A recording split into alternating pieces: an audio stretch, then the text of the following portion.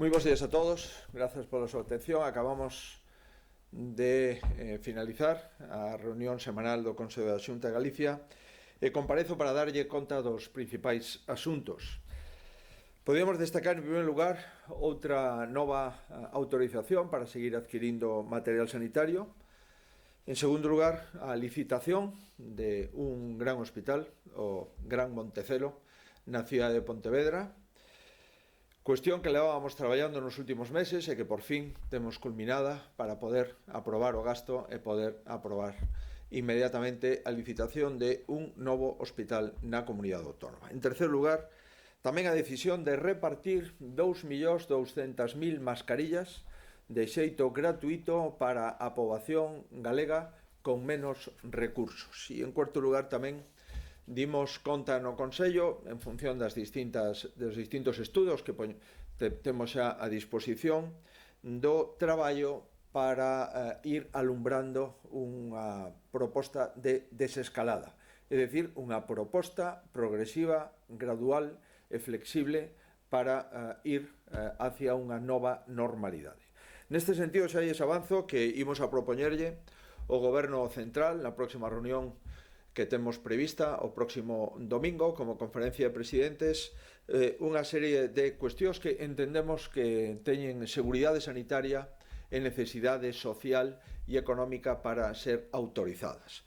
Así, na nosa opinión, sería lóxico empezar xa a autorizar a saída, como mínimo de unha hora, para facer exercicio físico, o aire libre, sempre de forma individual e para aquelas prácticas deportivas onde non haxa contacto.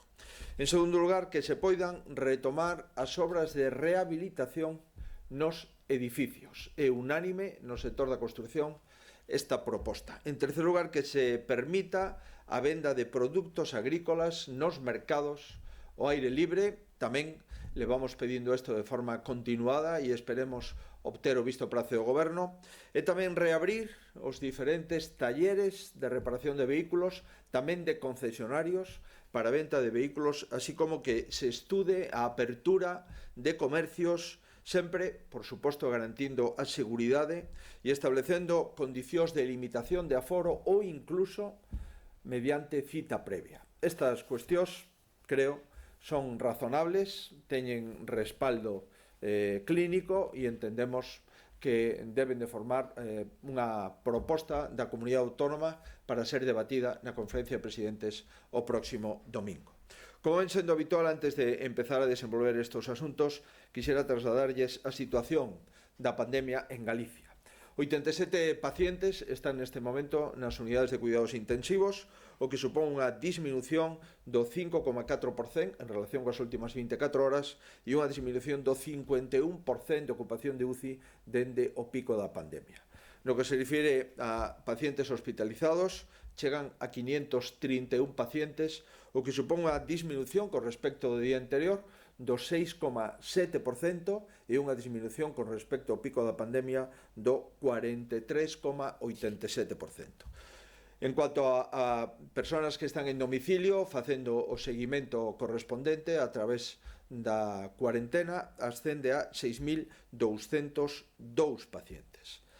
Número de persoas que faleceron en Galicia ata fai unhas horas. O número total ascende a 503.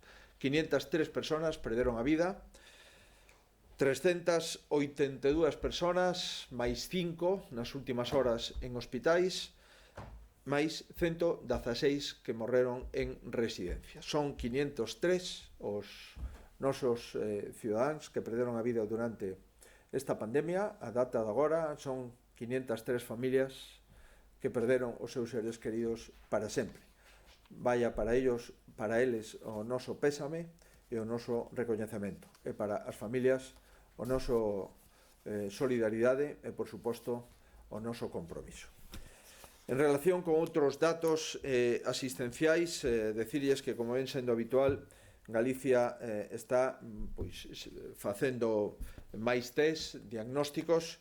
Levamos feito un conxunto de test diagnósticos moi potente, máis de 86.000 personas deron positivas o 10,37%. Facemos test de acordo coa sintomatoloxía do paciente, facemos test, por suposto, en todos os servicios de urxencia, nos hospitais, facemos test os profesionais da sanidade, estamos testando todas as residencias, en algún área sanitaria xa finalizamos o test a todos os usuarios e traballadores de residencias. En definitiva, seguimos facendo o test para diagnosticar e para protexer tanto os contaxiados como os seus contactos.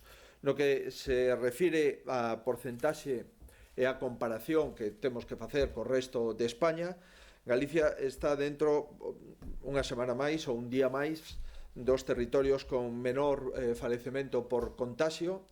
En Galicia estamos no 4,20%, xunto con Melilla e Ceuta, como os territorios con menores falecementos por contaxio, e en España está máis do doble. Galicia 4,28%, España máis do 11%. E o que se refire ao número de falecidos por o número de ingresados, en Galicia estamos tamén dentro dos 3 territorios con menores falecidos por número de ingresados.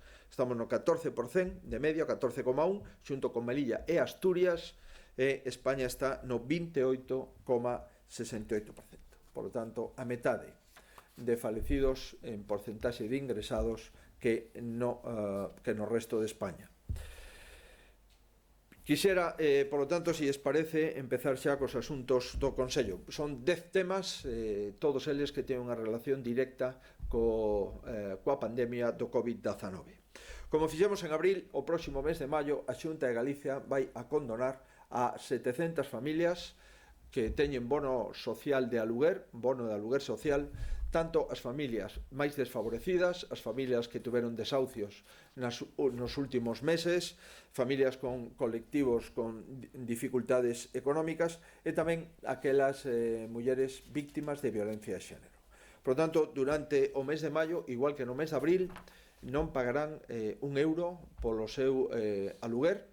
A Xunta de Galicia se fai cargo non só do importe do bono, que ascende entre 175 e 225 euros ao mes, en función do prezo do aluguer onde se ubique o inmoble, senón tamén a porcentaxe que lle corresponde a estas familias será financiada íntegramente un mes máis pola Xunta de Galicia. Outro dos acordos é seguir reactivando a administración pública. Reactivar a administración pública é reactivar a economía. Reactivar a economía é evitar os problemas sociais desta crise económica como consecuencia da profunda crise sanitaria que padecimos e que aínda temos secuelas graves. Hai 2 semanas reactivamos 508 obras públicas por un importe de 300 millóns de euros. Hai unha semana reactivamos tamén todos os contratos de servizos da Xunta de Galicia por un importe de 413 millóns de euros e hoxe adoptamos decisións neste senso.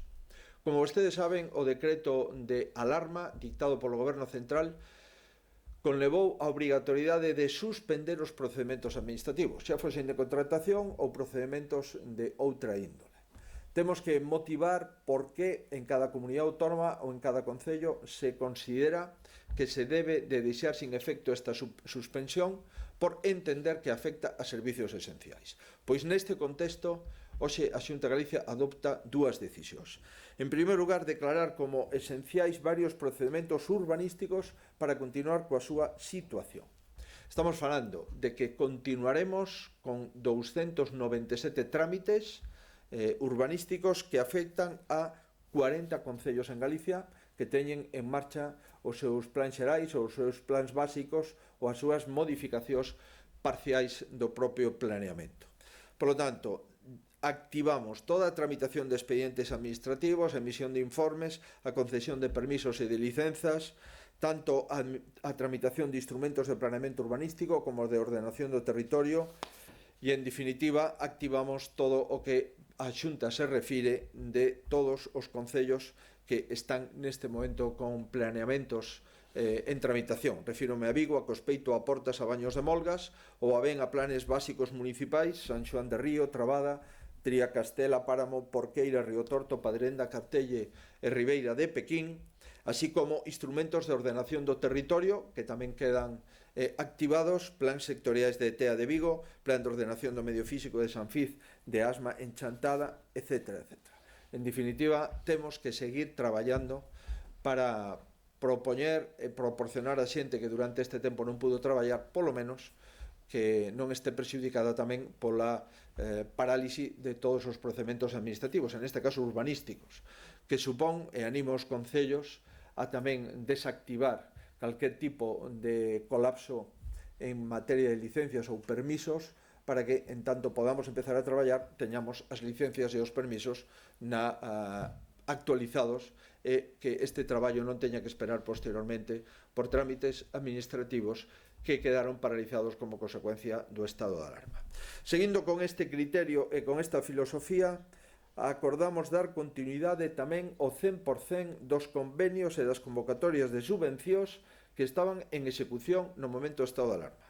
Estamos falando de 340 e pico procedementos e 332 millóns de euros. Adicionalmente, tamén tomamos a decisión de proseguir coa tramitación, aínda que non estuveran licitados, dos convenios e das subvencións por un importe de 388 millóns de euros. É dicir, hoxe desbloqueamos 808 procedimentos por un importe de 721 millóns de euros. Dito de outra forma, no ámbito dos convenios e das subvencións da Xunta de Galicia, deixamos sin efecto a paralización e, en consecuencia, activamos o 82% de todas as actuacións, o que supón o 92% de todo orzamento previsto nos capítulos 4 e 7 da Xunta de Galicia. Por tanto, nas últimas semanas, unha vez que a pandemia foi remitindo, aínda temos, sin dúbida, riscos, pero unha vez que vemos que isto empeza a disminuir, activamos 1.500 millóns de euros. A pesar de que o estado de alarma nos permitía manter paralizados as obras, os procedementos administrativos, os procedementos urbanísticos, os convenios e as subvencións, deixamos desde fai semanas e agora tamén convenios e subvencións liberados exactamente 1.431 millóns de euros para reactivar a economía galega. Outros asuntos que tamén ten que ver coa economía das familias, coa economía dos traballadores. Poñemos en marcha, como foi anunciado, unha nova línea de apoio da Xunta de Galicia a todos aqueles traballadores que aínda non cobraron o expediente de regulación temporal de emprego, os ERTES, e que están pendientes do abono da nómina por parte do Goberno Central. Estamos falando de 225.000 traballadores que están sometidos a ERTE. A maioría deles non cobraron aínda a nómina ou as nóminas que lle corresponden, e o que autorizamos é de unha forma inmediata que podan a partir do luns solicitar un anticipo de 750 euros ao mes. No caso de que leven 2 meses sin cobrar, o seguinte mes poderían volver a solicitar outro anticipo de 750 por un importe total de 1.500 euros. O convenio acordado coas entidades financeiras nos vai a permitir, como digo, a partir da próxima semana, que calquera persona que ten domiciliada a súa nómina nesa entidade financeira poda pedir un anticipo a Xunta de Galicia, e a Xunta de Galicia validará na entidade financeira ese anticipo de nómina por un importe de 750 euros ao mes durante 2 meses, total 1.500 euros. Os beneficiarios, pois, serán todos aqueles traballadores que presten os seus servicios laborais en Galicia, que estén incluídos nos ERTES, que este ERTE estea aprobado, prácticamente máis do 90% dos ERTES xa está aprobado neste momento, e que aínda non percibiron as prestacións que lle corresponden de acordo cos compromisos de abono de nómina do Goberno Central. Máis asuntos tamén en relación cos traballadores, en este caso coas persoas de rentas máis baixas, as persoas beneficiarias da Renta de Integración Social de Galicia. Hoxe pagamos a Renta de Integración Social de Galicia 24 de abril e non esperamos a finalización do mes. Anticipamos, pois, 4 ou 5 días esta nómina. Estamos falando de 10.000 persoas que perciben de media 550 euros ao mes. Son as persoas máis golpeadas non pola crise do COVID, senón por as situacións previa á crise do COVID e que agora lóxicamente podan ter máis impacto na súa escasa economía e nas súas escasas rendas, e por eso anticipamos a nómina casi unha semana, 4 ou 5 días. Entendo que a partir de hoxe isto se está facendo líquido nas distintas contas bancarias destas 10.005 persoas.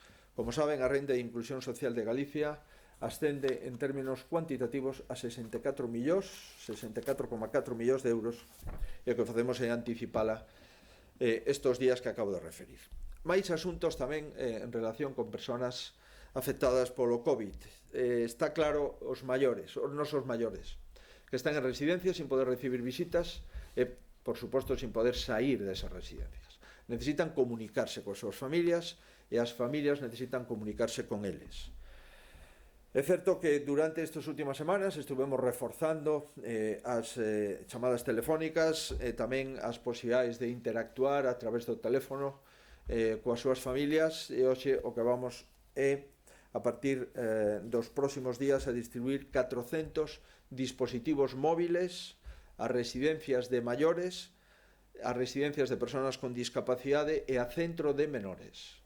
E estes 400 dispositivos móviles nos vai a permitir facer chamadas, mandar tamén mensaxes, facer FaceTime, en definitiva, poder vernos a través dos dispositivos móviles. Serían 110 donados pola Fundación Orange, que están destinadas a 22 residencias de maiores, 135 doados polo grupo CENOR Electrodomésticos, que se están a destinar a residencias de maiores que contan con wifi e tamén os centros de menores, e outros 150 dispositivos que son tabletas doadas pola Fundación Profuturo, que se empregarán en proporcionar o mesmo servicio nos centros de Consello de Política Social, que tamén contan con rede wifi. E tamén se dotou de rede wifi os centros de menores, para que isto poda ter un itinerario completo.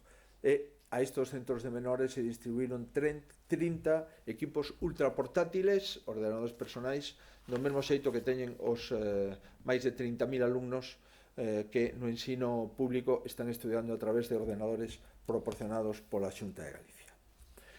Asuntos sanitarios. Autorizamos a contratación das obras do Gran Montecelo por un importe de 115 millóns de euros. Levábamos traballando desde fai meses nesta contratación. Primeiro, tivemos que poñernos de acordo cos profesionais para diseñar o novo hospital. Segundo, intentamos e consensuamos co Concello de Montecelo as obrigas de cada unha das administracións públicas. Terceiro, propuxemos, contratamos e executamos o proxecto de obra, proxecto constructivo dos arquitectos, e agora xa con todo listo declaramos este expediente como un expediente esencial a pesar do estado de alarma. Desbloqueamos este expediente e aprobamos no Consello da Xunta o seu gasto. Esta construción do Gran Montecelo consiste en ampliación do hospital cara ao sur. Aumentará o 50% a súa superficie, pasando de 79.000 metros actuais a 118.000 metros cuadrados futuros. Esta obra, no seu conxunto, supón un investimento de 140 millóns de euros. 115, que é o novo edificio, o que acabo de facer referencia, máis 25, que é a remodelación do actual edificio de Montecelo. Hoxe, pois, damos o paso final ata a adxudicación para a construción dun edificio de 75.000 metros cuadrados en 10 andares, e a Xunta licitará nos próximos días para que poda adxudicarse esta obra no ano 20. Evidente que todo o estado de alarma propuxo unha serie de inconvenientes. Temos autorización a pesar do estado de alarma para considerar unha obra esencial, e por eso a licitamos.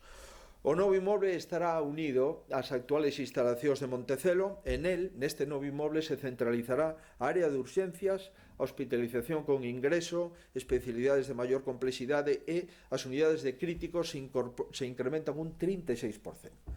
Foi clave ter unhas unidades de cuidados intensivos axeitadas neste pandemia, e por eso, cara ao futuro, pois vamos a seguir ampliando as unidades de críticos.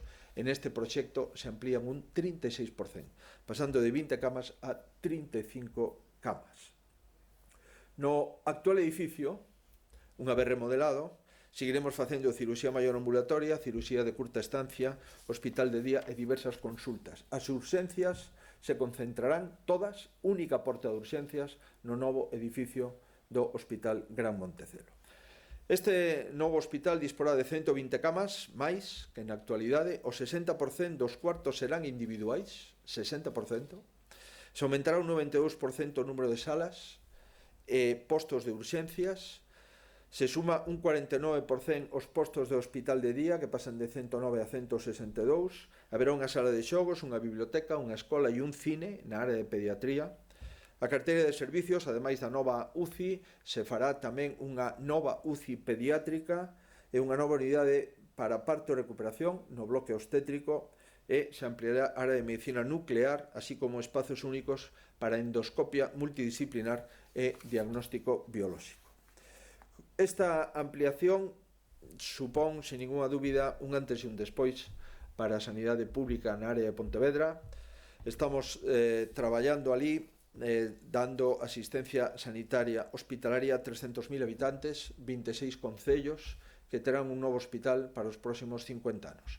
Do mesmo xeito que está funcionando desde fai anos o Hospital Lucas Augusti en Lugo ou o Hospital Álvaro Cunqueiro en Vigo, queremos que cada unha das cidades galegas e cada unha das áreas galegas teña ou novos hospitais ou hospitais ampliados e reformados. Neste caso, esta obra foi definida por 300 traballadores que foron consultados en 120 reunións e con 2.400 enquisas dentro dos traballadores do Hospital de Montecelo, os que lle agradecemos o seu compromiso durante o diseño do hospital e, igual que o resto dos compañeiros de outros hospitais e de atención primaria, a todo o persoal sanitario, sin excepcións, e a todo o personal non sanitario, sin excepcións, que traballa nas áreas de saúde, o noso testemunho unha vez máis. Estamos a piques de finalizar a remodelación integral do Hospital de Burela, estamos en obras no Hospital de Ferrol, temos proxectos constructivos no Hospital de Ourense e no Hospital de Santiago, temos proxectos de ampliación no Hospital de Barbanza e no Hospital de Verín, así como no Hospital de C, e esperemos tamén poder non só anunciar o novo hospital público da Coruña, senón poder tamén empezar a licitar o primeiro edificio do Hospital Público da Coruña. Espero, desexo, poder pechar co Concello da Coruña este investimento para probablemente medio século máis importante que se fixo na sanidade pública na cidade herculina. Outros asuntos sanitarios. Seguimos comprando polo trámite de urxencia ou de emerxencia material sanitario. Ahora lle toca a quinta compra de material sanitario. Volvemos a comprar 350 máscaras cirúrxicas ou FFP2, 150 unidades de batas protectoras, tamén 2.600.000 pares de luvas, 69 unidades de medio de transporte para virus, 640 garrafas de 5 litros de desinfectante de superficies e 1.400 novas unidades de test de doble banda, que son os que estamos utilizando para diagnóstico xunto coas PCRs no Servicio Galego de Saúde. 14.000 unidades máis, ademais das que xa temos, das que compramos e están a piques de entregarse, e destas que compramos agora. Levamos só en material sanitario de este tenor fungibles entre 23,4 millóns de euros. Pero seguimos comprando tamén máis material, e hoxe lle toca o turno a ventiladores, a equipos de ventilación non invasiva, a ecógrafos, 545 mesas de noite con atril, 69 somieres articulados eléctricos, 69 colchós hospitalarios e 69 almofadas, tamén para completar as 69 camas completas que neste caso seguimos comprando, ademais das camas cedidas, donadas por Inditex e Estrella de Galicia, así como outros moitos donantes que doaron e siguen doando durante esta pandemia, os que nunca lle agradeceremos o suficiente, non só pola dedicación, pola determinación, non só polo seu diñeiro, senón pola rapidez en que conseguiron o material e pola rapidez en que o puxeron a disposición do Servicio Galego de Saúde. Seguimos no ámbito da sanidade. Este é o terceiro acordo da sanidade e o noveno acordo do Consello da Xunta. Seguimos traballando non só para dotar de protección, de material protector, os profesionais dos servicios sociais e dos servicios sanitarios, tamén, por suposto, os residentes nos servicios sociais e os pacientes nos servicios sanitarios, senón tamén para dotar na medida das posibilidades de protección a población en xeral. É certo que levamos pedindo desde fai tempo un criterio único asistencial no uso de mascarillas para que en España teñamos ese criterio único asistencial.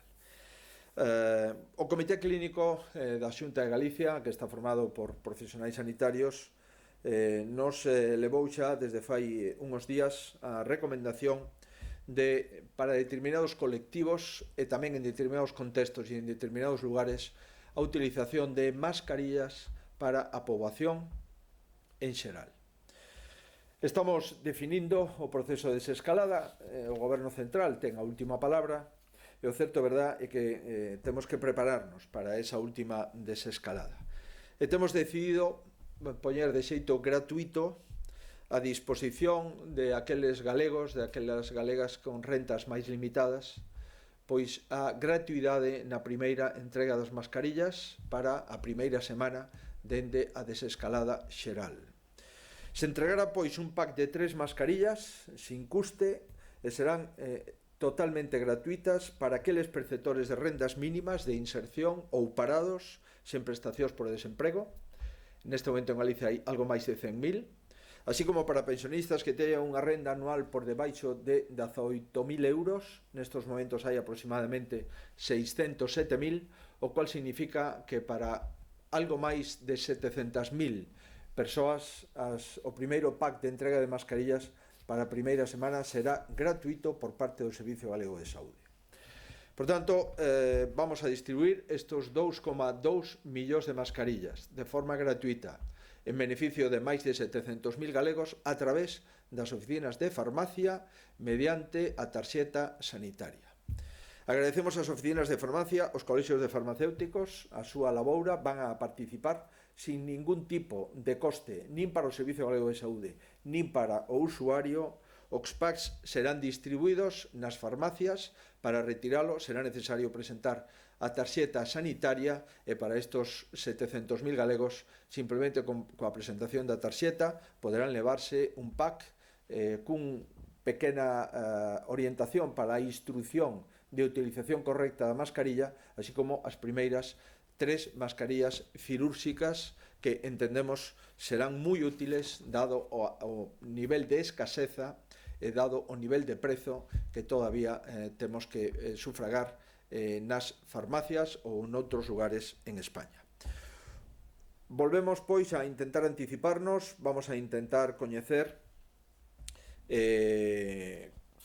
cal vai a ser o IBE das mascarillas. Eso é clave. Non podemos entender, nin podemos comprender, nin, por suposto, non podemos aceptar que o prezo da mascarilla teña un IBE, un imposto de valor engadido do 21%. Isto nos parece inapropiado, nos parece injusto e pedimos que se volva outra vez a repensar e que se deixe sin efecto este IBE para os cidadáns. Non ten ningún sentido que os cidadáns, ante a necesidade de ir cunha máscara pola calle, teñan que pagar o 21% do IBE deste material sanitario. Por lo tanto, mentras non desapareza a pandemia, entendemos como mínimo que este material sanitario debe ter o IBE reducido, que é do 4%. E óptimo sería ter o IBE cero. E pensamos, e así o volvemos a plantexar o Goberno Central, que adopte esta decisión, porque non é xusto en ningún caso que un cidadán o que lle propoñemos que compre unha mascarilla teña o mismo IBE que tiña nun momento de normalidade sanitaria. Nun momento de normalidade sanitaria un IVA do 21% non pode ser o mesmo IBE que nun momento excepcional, en un momento de pandemia como a que estamos a sufrir neste momento. Por último, estou convencido que o futuro nas mascarillas pasa polas mascarillas lavables reutilizables e por eso é moi necesario concretar o contido e alcance de todas as normas para poder fabricalas de forma intensa e invitamos a empresas galegas a que se aprovisionen a través das liñas de subvención da Consellería de Economía, Industria e Emprego a que aposten por este produto que estou convencido terá moita demanda nos próximos meses e probablemente durante varios trimestres. E por último, precisamente as mascarillas pois seguro que teñen un importante papel nesta nova fase que xa inminente, e quero insistir que a desescalada só se pode facer se hai seguridade sanitaria. Todas as decisións de ir abrindo distintos sectores económicos teñen que ter un respaldo sanitario, e a relaxación social impide un desescalamento rápido.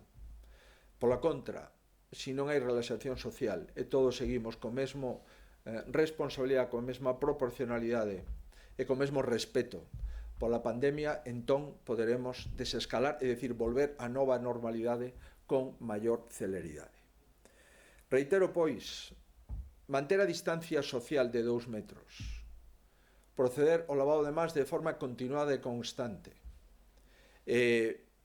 extremar as precaucións, o uso de máscaras en determinados lugares, en determinados contextos, para determinadas persoas é o que nos vai a permitir conter a pandemia e o que nos vai a permitir volver á nova normalidade, é dicir, aquelas actividades que estamos deseando que se podan producir en Galicia e en España e no resto do mundo. Por conseguinte, antes de falar de desescalada, volvo a reiterarlles, non podemos baixar a garda.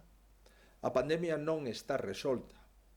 A pandemia está resolta só na fase aguda, pero ninguén pode asegurar que en outono ou noutros momentos do ano pode haber un rebrote xeneralizado desa pandemia. Dependerá de nós, pois, que a desescalada se poda facer co maior éxito posible. O vindeiro domingo vamos a ter, creo que é a 7ª conferencia de presidentes. Eu quixera trasladarlle a todos vostedes o que lle vou a trasladar ao presidente do goberno. En primeiro lugar, nós seguimos pensando que é imprescindible xa, a estas alturas, vendo o que está facendo Francia, Alemania, Portugal, Dinamarca, por suposto países asiáticos, países do norte de Europa, necesitamos un horizonte previsible de volta á nova normalidade en todos os sectores económicos. Non digo que a nova normalidade se poda producir en todos os sectores económicos a vez.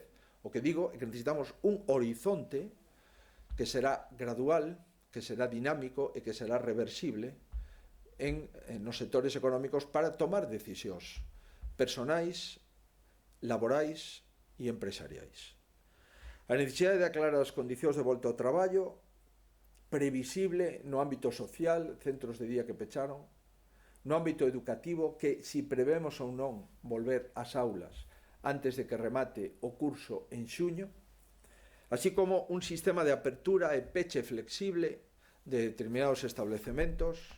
E o Consello de hoxe o que foi analizar as primeiras bases de desescalada que, na nosa opinión, é razonable plantexar xa na Comunidade Autónoma de Galicia no ámbito da situación da pandemia e no ámbito da situación epidemiolóxica que temos na Comunidade Autónoma, de acordo co Comité Clínico e de acordo con os estudios epidemiolóxicos dos que dispoñemos.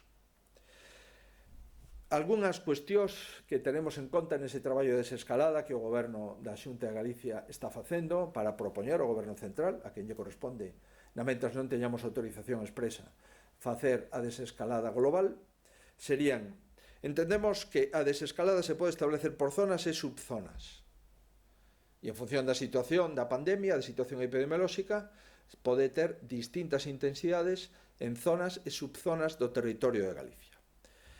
Pensamos, como segundo criterio, que se pode facer unha peza separada do rural. Galicia é rural. 34.000 núcleos de población é o 50% total de núcleos de población de España.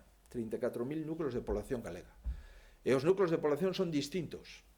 E, polo tanto, a mesma metodoloxía para os centros das cidades máis importantes, como Vigo, Coruña, Ourense, Santiago, Pontevedra, Ferrol, Lugo, e o rural non ten, na nosa opinión, un criterio técnico nin científico que o obrigue. En terceiro lugar, hai que ter en conta a idade dos cidadáns. Non é o mesmo os menores de 19 anos, os menores de 65 anos, que os maiores de 65 e 70 anos. As características demográficas da zona ou subzona deben de terse en conta. Tamén a mobilidade, como se pode desescalar, pero disminuindo a mobilidade entre zonas con situacións epidemiolóxicas distintas. E, por suposto, o estudio epidemiolóxico que xa temos en marcha dende o día de onte e que agradezo a todo o personal de atención primaria a súa disposición para montar este estudio epidemiolóxico de forma inmediata, sendo, polo que sabemos, a primeira comunidade autónoma que foi capaz de montar un estudio epidemiolóxico de estas características. 50.000 ciudadanos os que vamos a testar para ver si circula o virus e como circula e en que proporción circula e que por que lugares circula, máis outra oleada de outros 50.000 finalizada a primeira oleada. Pois ben, neste contexto, o que vamos a propoñerlle ao Goberno Central este domingo será que debemos ou que creemos que en Galicia se pode empezar a tomar as seguintes decisións. Primeiro, apertura de actividades nos talleres mecánicos e nos concesionarios de automóvil. Estamos a falar de un sector clave. Máis de 25.000 familias traballan neste sector. É moi difícil fabricar coches se non se poden vender. É moi complexo que as factorías de construción de automóviles lle pidamos que empecen a dar emprego ás súas plantillas si esos coches, esos automóviles non se poden vender por estar pechadas os concesionarios ou por estar pechados os talleres mecánicos. Evidentemente, isto hai que facelo con toda a seguridade, pero é perfectamente posible abrir un concesionario con cita previa ou abrir un taller con cita previa. En segundo lugar, pensamos a posibilidade de contemplar a apertura de outros comercios, como fixeron noutros países, coas limitacións que sexan precisas, empezando por comercios de pequenas superficies, limitando aforos ou, se é necesario, tamén con cita previa. Pero entendemos que debemos de dar unha resposta a este tipo de establecementos. En terceiro lugar, entendemos que se pode permitir a práctica de deportes individuais.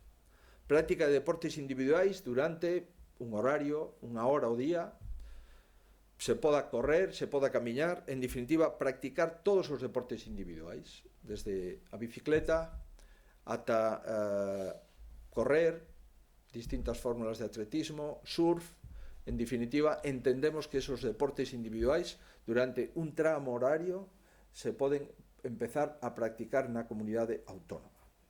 En cuarto lugar, plantexamos tamén abrir a rehabilitación de edificios. O sector da construción unánimemente está solicitando que podan empezar as obras de rehabilitación nos edificios de Galicia. Mentras que as obras en edificios singulares, en edificios aillados, se pode facer, entendemos que mantendo todas as normas de seguridade e de higiene, debemos de empezar a deixar a facer tamén obras de rehabilitación nos edificios. E en quinto lugar, e o vimos solicitando desde fai semanas, creemos que se pode volver a mercar nos mercados municipais ao aire libre. Entendemos que se pode facer, xa o solicitamos formalmente ao Ministerio correspondente e, en consecuencia, estes 5 vectores económicos máis o deporte ao aire libre serán as propostas que levemos á conferencia de presidentes. Insisto, apertura de talleres e de concesionarios de automóvil, a apertura de determinados establecementos comerciais, limitando aforos, incluso se é necesario, tanto nos concesionarios e talleres como en pequenos establecementos comerciais con cita previa, a práctica de deportes individuais ao aire libre, a rehabilitación na construción de edificios e, por último, mercados municipais ao aire libre para vender produtos autóctonos, produtos da xente que vive no entorno de esos mercados no ámbito rural. En definitiva, empezamos a traballar na desescalada. Reiteramos que a desescalada ou é segura ou non será. A desescalada ten que vir garantida por informes sanitarios que a acrediten e que a avalen, e a desescalada ten que ser progresiva, rigurosa e dinámica. É dicir, se hai un brote nunha fábrica, se hai un brote nun establecemento, si hai un brote nunha empresa, hai que testar de forma completa esa empresa e apartar os positivos para facilitarlle esa cuarentena e, se é necesario, pois pechar esa empresa, polo menos na mentras non finalice esa cuarentena. Pensamos que estamos cada vez máis preparados para actuar de xeito dinámico e de xeito flexible. Somos moi conscientes, insisto, de que non se pode baixar a garda en ningún momento, que o distanciamento social é un requisito para calquer tipo de descalamento económico e que, por suposto, tamén a higiene de mans e as máscaras son importantes para facilitar este desescalamento. Nos confiamos moito nos galegos porque nos deron moitísimos motivos para confiar, porque durante estas 6 semanas están tendo un comportamento exemplar. Como confiamos neles e sabemos que están sendo rigurosos, pensamos que a volta á nova normalidade non a debemos de pospoñer, salvo que sexa inevitable. E a situación da pandemia en Galicia e a situación epidemiolóxica en Galicia pensamos que nos autoriza para facer esta proposta.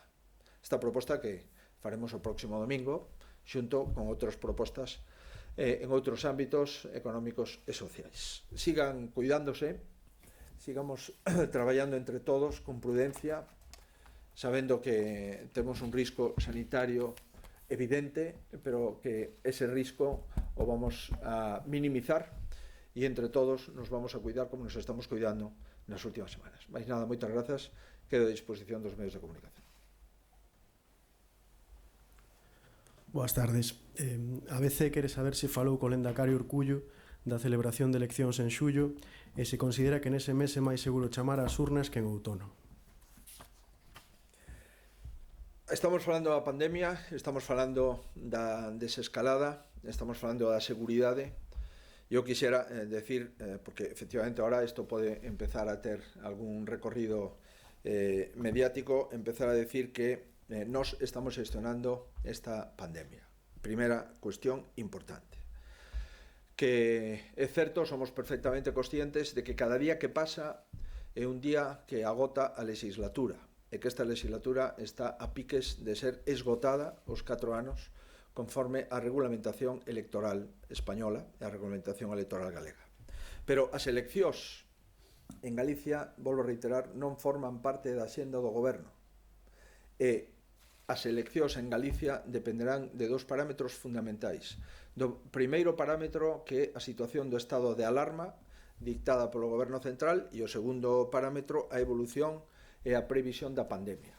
E como estes 2 parámetros non dependen directamente do goberno da Xunta de Galicia, o goberno da Xunta de Galicia o único que pode facer é ser prudente e non especular sobre cuestións que dependen de 2 feitos non menores, un feito sanitario e un feito do goberno central, que é o estado de alarma.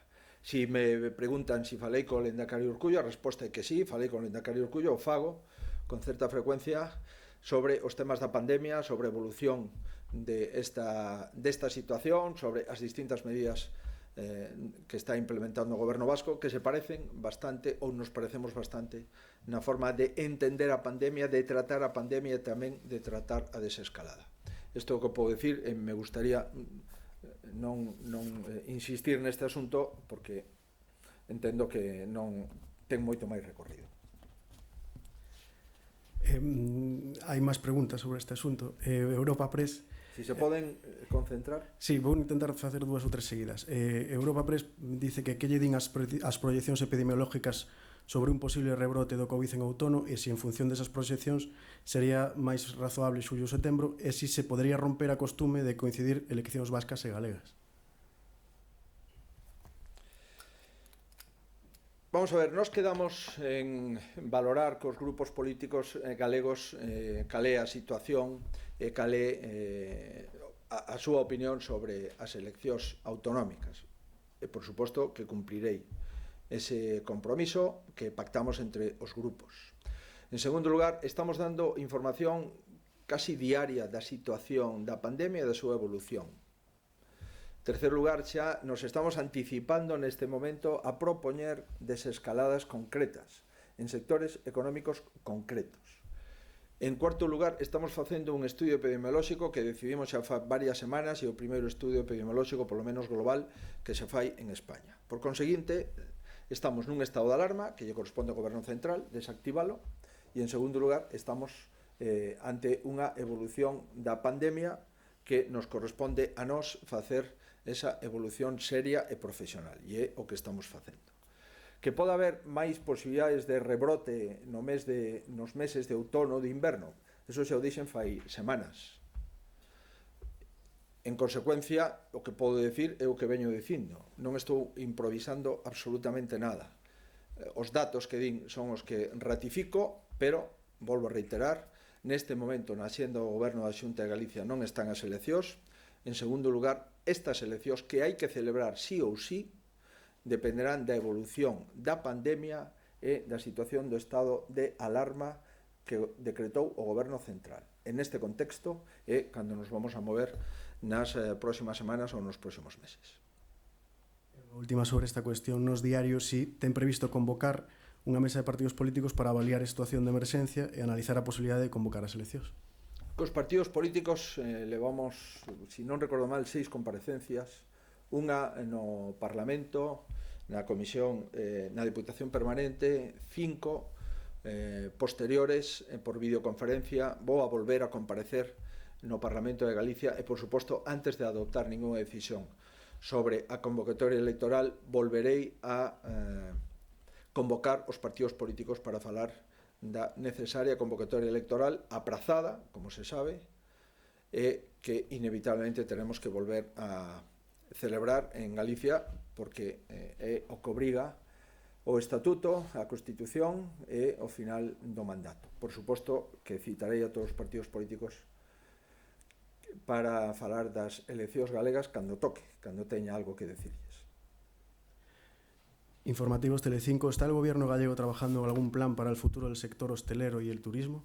La respuesta es que sí, tenemos muchos contactos a través de la Consejería de Cultura y de Turismo con el sector hotelero, con el sector de la restauración. Teníamos el Año Santo compostelano, el Año Santo xacobeo, que estaba en su mejor momento, y de hecho en el año 2019 Galicia fue la comunidad autónoma que más creció en lo que a turismo se refiere, con un incremento del 6%, por lo tanto nos ha hecho un daño enorme en nuestras posibilidades económicas. Estamos hablando con ellos, primero haciendo una valoración de la adaptación de los locales que deben de tener prevista, y segundo, junto con el Comité Clínico del Servicio Gallego de Salud, pues valorando qué quincena o qué mes creemos, de acuerdo con nuestra situación de evolución de la pandemia y del estudio epidemiológico, creemos que sería prudente volver a reactivar paulatinamente, con aforos limitados, el sector de la hostelería y el sector de la restauración y el sector hotelero en Galicia. Todo, lógicamente, en el contexto de coordinación que el Gobierno Central se reserva para sí, al menos que se ha reservado para sí hasta el momento. Sí, Radio Televisión de Galicia pregunta se estuda a Xunta algunha data para a volta dos alumnos ás aulas este curso, escalonadamente ou por cursos. Esto dependerá, como digo, do Goberno Central no momento en que autorice a toda a población volver ás rúas coas limitacións que considero oportuno. Eu xa dixen que me gustaría que os rapaces, as rapazas, os alumnos puderan despedirse, ter un contacto antes das vacaciones de verán cos seus compañeros e cos seus profesores, pero unha cosa é o que, desde o punto de vista docente, consideramos que pode ser apropiado, e outra cosa é se eso se pode casar desde o punto de vista sanitario. Neste momento, insisto, nos gustaría que eso pudera suceder, pero temos incógnitas sin resolver. Sobre a desescalada tamén preguntan si hai algún borrador da Xunta e que especialidades médicas integran o seu comité asesor. Neste momento, creo que xa o dixen fai días, estamos traballando nunha proposta de volta á nova normalidade no ámbito da Comunidade Autónoma Galega. É a nosa responsabilidade, aínda que non sexa a nosa competencia, polo menos a nosa competencia plena. E pedimos ao Goberno Central autonomía dentro do marco xeral para tomar decisións no ámbito da Comunidade Autónoma e para ter unha autonomía responsable, temos que ter un informe responsable. Ese informe responsable ten que estar validado polos responsables sanitarios. E aí, nesos comités que hai dous xa, un que está estudiando exclusivamente a desescalada e outro que está estudiando o posible rebrote que podamos ter en outono e en inverno, ou posibles rebrotes concretos que podamos ter nos próximos meses do verán, pois hai dous grupos claramente diferenciados. Está prácticamente, por suposto, na desescalada están moitos profesionais de atención primaria, tanto médicos como enfermería, están profesionais de medicina de urxencias, profesionais de xeriatría para albiscar reflexionar sobre o tema das residencias, e tamén están outros profesionais como os microbiólogos, que son imprescindibles para o asesoramento nos test diagnósticos, así como especialistas en saúde pública e en epidemioloxía. E no outro comité clínico, pois están as especialidades quirúrxicas, porque temos que ir pouco a pouco avanzando a actividade médica quirúrxica, así como xa os que estaban, medicina interna, infecciosos, medicina preventiva e outras especialidades para evaluar o rebrote, así como para evaluar o incremento da actividade que queremos se empece a producir nas próximas semanas, nos próximos meses, tanto nos hospitais como en atención primaria. Faro de Vigo indica que dixo hai uns días que non tería propostas ata rematar o estudio epidemiolóxico propio, e pregunta por que agora sí ten propostas.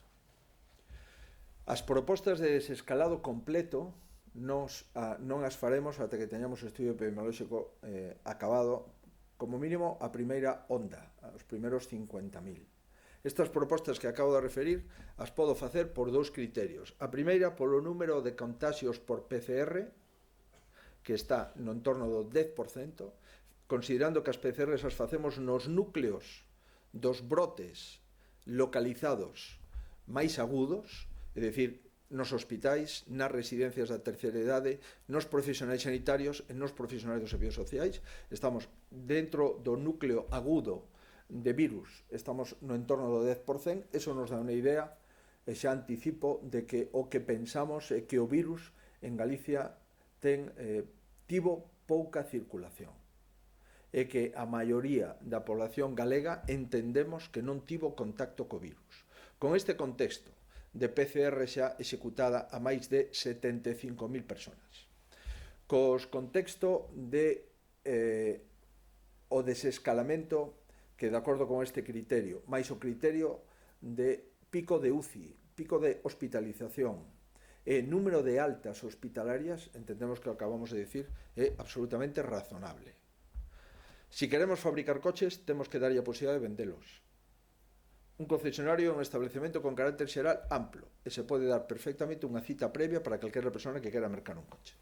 Si queremos reactivar a situación económica, é necesario que a xente que vai ao seu traballo no seu coche, porque favorecemos a utilización individual de coches, neste momento da pandemia, que poda ter un taller aberto tamén con cita previa. Por suposto que a práctica do deporte 1 hora ao día a persoas que fan deporte con carácter xeral son persoas sanas, nos parece que eso se pode facer, e de feito hai países onde nunca se interrumpiu a práctica de deporte, e as outras consideracións ás que me referín entendemos que se pode practicar tanto o mercado de produtos locais se está facendo no País Vasco e en Cataluña. Nos preguntamos e pedimos, e se nos dixo que non por escrito. Como nos gusta cumprir o Estado de Dereito, pois nos sometimos a consideración do Goberno Central. O que pedimos é que non ten ningún sentido que haxa comunidades autónomas que o están facendo e comunidades nosas rurais non o podamos facer simplemente porque ten dous criterios o Goberno Central. Un criterio en Cataluña e no País Vasco a favor e un criterio en Galicia en contra. Por tanto, todas as cousas que acabamos de referir nos parecen oportunas e nos parecen razonables. E isto, insisto, non é un cambio de criterio, senón simplemente é a evolución da situación epidemiolóxica e da situación diagnóstica á situación social que estamos vivindo semana tras semana. Tamén sobre ese estudio a súa incidencia na desescalada, Galicia Confidencial apunta a que a Xunta anunciou un e o Goberno Central outro. Pregunta se non é contradictorio que lle pida ao Goberno Central un mapa de desescalada cando acaba de decir que é necesario ter un estudo para tomar as decisións, e se non habría que esperar en Galicia e en España ter datos dos estudos para tomar decisións tamén no ámbito electoral. Mire, nós vimos pedindo un estudio epidemiolóxico non nas últimas semanas, senón dende que empezou a pandemia os 15 días. Si repasamos as roldas de prensa, nós sempre pedimos un estudio epidemiolóxico en cada comunidade autónoma. Tardamos semanas en que se inicie o estudio epidemiolóxico por parte do Goberno Central, e de momento aínda non o iniciou. Por tanto, si esperamos o Goberno Central para facer o estudio epidemiolóxico, simplemente o que teñemos que facer é non facer nada. E non creo que a responsabilidade neste momento é non facer nada. Empezamos o estudio epidemiolóxico e eu espero que o Goberno Central, con todas as dificultades que poda ter no seu diseño, pois que o pode empezar, dice que ao longo da próxima semana. Pois sería bo. En todo caso, o número de persoas que testa o Goberno Central non vale para tomar decisións, na miña opinión. Testar 4.000, 5.000 persoas en Galicia a min non me dá a seguridade plena.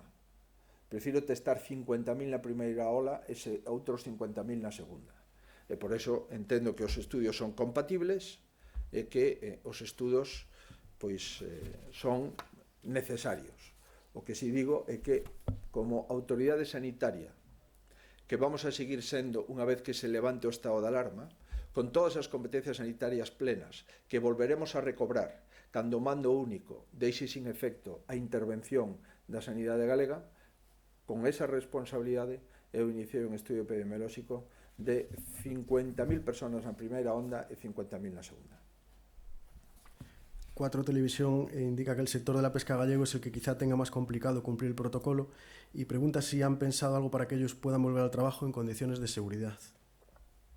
Que yo sepa, la pesca gallega está pudiendo volver al trabajo y está faenando con carácter general. Es verdad que tenemos un problema en los mercados, básicamente en mariscos y moluscos, porque hay menos demanda en el mercado, y por eso le planteamos en la Comisión, en la Unión Europea, la modificación de los criterios de reparto del Fondo Europeo de la Pesca, que agradezco a los eurodiputados, alguno de ellos eurodiputado de mi grupo gallego, pues que hubiese obtenido el visto bueno tanto de la Comisión como del Parlamento.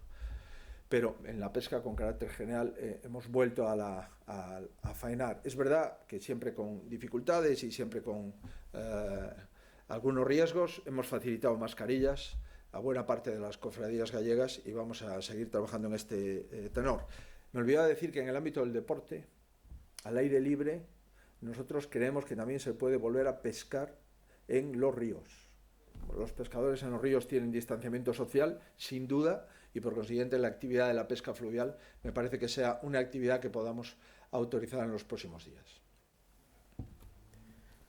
Bien, esa era precisamente la pregunta del Progreso, si contemplaba en el listado de deportes la pesca. Entonces pasamos a la cuestión de los test, que también ha suscitado varias dudas.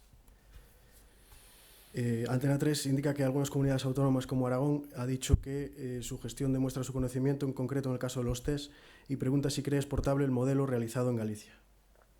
Bueno, yo le agradezco al presidente alemán su generosidad y su amabilidad, y cuando hablo con el presidente alemán, pues como es lógico, hablamos de lo que él quiera o de lo que yo quiera. Hemos hablado de los test, yo le he explicado cuál es nuestra posición, y creo que los test de anticuerpos completos, los que inicialmente nos donó el Gobierno Central, no son los indicados para un diagnóstico a un paciente, pero sí son oportunos para hacer un estudio epidemiológico, que lo que nos va a dar como resultado es el porcentaje de gente que ha tenido contacto con el virus, ya sea gente que ha tenido el virus y lo ha superado y está inmunizada, o gente que tiene un contacto en este momento del test con el virus y necesita pues el confinamiento. Por tanto, yo creo que el test epidemiológico, la metodología de Galicia, el hacerlo de forma masiva en la población, el distinguir por comarcas, el hacer foco con mayor intensidad en las ciudades más pobladas y en hacer una estructura por edades y una estructura por ubicaciones demográficas y físicas, nos parece que va a dar una radiografía bastante aproximada a la realidad del virus y de su impacto en la población en una comunidad autónoma. News Diario, ¿hay algún problema logístico en nuestra comunidad que impida poner en marcha las pruebas de seroprevalencia del Ministerio de Sanidad? No lo sabemos. Las pruebas del Ministerio de Sanidad lo que tiene que plantear es qué tipo de pruebas quiere hacer. En principio dijo el Gobierno que las iba a hacer el Gobierno. Ahora parece ser que eso ya no está tan claro. Pues espero que se vayan concretando cuál es el protocolo definitivo de lo que quiere hacer el Gobierno y cómo aquí quiere hacer el Gobierno y cuál es el papel de los servicios sanitarios públicos en ese test que inicialmente lo iba a realizar el Gobierno y que en este momento se está cerrando o contextualizando. Es evidente que nuestra población es una población muy dispersa y es evidente que entendemos que cada metodología del test no es lo mismo hacer en un ámbito urbano que en un ámbito de dispersión geográfica como el nuestro. Pero, en fin, cuando tengamos el protocolo del Ministerio de Sanidad, entiendo que adaptado a las características territoriales de cada comunidad autónoma, podremos empezar a partir de la orden que recibamos del Ministerio de Sanidad. La voz de Galicia, cantas probas se levan realizadas por o estudio de seroprevalencia e cantos positivos se detectaron? Creo recordar que acabo de dar as probas que se realizaron por PCR, que son as probas que para nós son probas diagnósticas claves. Si non recordo mal, fixemos 78.822 probas de PCR de test de anticorpos de doble banda, que son os que comprou a Xunta de Galicia, unhas 7.333. O número de probas totales PCR e test de anticorpo de doble banda, 86.155. Número de positivos, o 10,37%, unos 8.700 e pico positivos. El País pregunta cuáles son los datos de capacidad de las UCIs y la tasa de hospitalización en Galicia. Pois mire, el UCI empezamos cunha capacidade de 166, que era o que tiñamos no momento antes da pandemia. Empezamos a mercar UCIs, respiradores, en definitiva, poder ampliar as UCIs. Chegamos na primeira volta a 270 UCIs, que podíamos dispoñer delas sin problema. En este momento, pois xa temos moitas máis UCIs que foron dispoñibles para utilizar no caso de que foran necesarias. O número de respiradores que comprou o Servicio Galego de Saúde, máis o número de respiradores que foron donados ao Servicio Galego de Saúde, nos permite neste momento ter máis de 400 camas de UCI. Evidentemente, non estamos necesitando nin de lonxe esas camas para o COVID. O COVID neste momento necesita 87 camas de UCI. A maioría das camas de UCI, desde o punto de vista de porcentaxe, é superior ás camas de UCI para pacientes non COVID, por lo tanto, para pacientes que non ten este virus, que para pacientes con virus COVID-19. O número de camas que iniciamos pasou de 166, posteriormente ao 270, en este momento poderíamos desplegar polo material que xa compramos, máis o material doado, algo máis de 400 camas de UCI na Comunidade Autónoma Galega. Radio Cadena Española se refiere a que el gobierno no reguló el precio de mascarillas e hidroalcohol cuando el mercado estaba limitado y lo ha hecho ahora poniendo en riesgo la venta de estos productos porque las farmacias lo tendrían que vender por debajo del precio de costo. La pregunta es qué le parece esta situación y si lo considera otra improvisación más. Yo creo que o goberno sobre as mascarillas, o uso das mascarillas, o prezo das mascarillas, o criterio do imposto de valor engadido das mascarillas, está claro que unha das partes da pandemia donde non acertou. Creo que mayoritariamente ese sentimento e esa reflexión. É moi difícil improvisar máis en menos tempo cun produto concreto como son as mascarillas. Inicialmente non foi capaz de favorecer o número de mascarillas que necesitábamos. Posteriormente interrumpiu a compra de mascarillas por parte dos servicios de saúde. Seguidamente volveu outra vez aos servicios de saúde a facilitarlle a compra, En cuarto lugar, nunca trasladou o número de mascarillas aos servicios de saúde que previamente nos notificaba, e agora, pois sorprendentemente, propuxo un prezo máximo de mascarilla, que en principio me parece que é unha metodoloxía correcta, pero antes de tomar esa decisión hai que tomar dúas decisións. A primeira é saber a que precio se estaban mercando as mascarillas por parte das oficinas de farmacia. E a segunda é fundamental é deixar a cero o imposto que grava as máscaras. Me parece fundamental. É curioso estar escoitando a moitos políticos falar do seu compromiso coa sanidade pública e no momento en que hai que acreditar ese compromiso meterlle un IVA do 21% a un elemento fundamental para loitar contra a pandemia. Pero, en todo caso, o Goberno ten tempo para rectificar e eu espero que rectifique e que anule o imposto de valor engadido ás máscaras do mesmo xeito que o resto dos países da Unión Europea deben de facelo. Onte Portugal acreditaba que a súa proposta é rebaixar o 6%, creo que é unha proposta razonable, o IBE reducido que España está no 4%, que por aí debería de andar, si non é posible disminuílo o 0% durante o tempo que dure a pandemia, insisto, durante o tempo que dure a pandemia. Para adquirir unha mascarilla por parte do sector público temos o IBE a cero ata o 30 de xullo. O que non ten sentido é que para adquirir unha mascarilla por parte de persoas con recursos escasos ese IBE pase o 21%.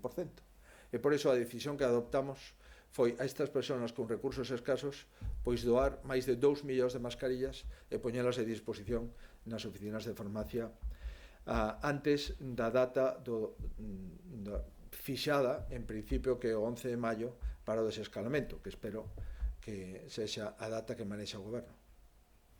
E unha última que volve ao tema de inicio, el diario.es pregunta se os partidos da oposición terán posibilidade de influir na elección da data electoral. Os partidos da oposición, nun caso excepcional como este, serán consultados, como dice o propio decreto de desconvocatoria das eleccións. Do mesmo xeito que o Lehendakari está consultando e poñendo a disposición as súas razóns, eu porei a disposición as miñas razóns cando toque e cando teña razóns que poñer en consideración os partidos políticos. Por lo tanto, a resposta é que os partidos políticos en Galicia serán consultados antes de tomar a decisión por parte do presidente da Comunidade Autónoma. Moitísimas grazas.